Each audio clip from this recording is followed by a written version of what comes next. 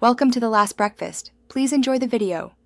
You want the driver to see you clearly. Step to the curb so you're visible and safe. Hold your fare in one hand and keep gestures natural.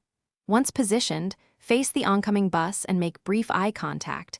This confirms you intend to board. If the stop is crowded, clarify by stepping forward toward the shelter. Make sure not to wave wildly. Use a concise, deliberate hand signal to show you're waiting at that specific stop. Raise one arm calmly, palm visible, and hold it steady until the bus slows. This is the universal, readable cue drivers expect. You're signaling both intent and location, so keep the gesture from the curb and avoid stepping into traffic. If visibility is low, use a flashlight or phone light briefly in the same motion.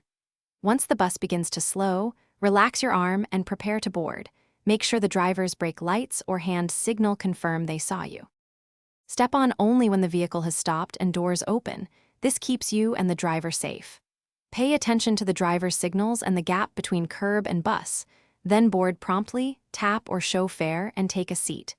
If the driver does not stop despite a clear signal, don't pursue. Instead, go to the next designated stop and signal again. If it happens repeatedly, note the route, time, and vehicle number, and report it to the transit agency so they can address the issue.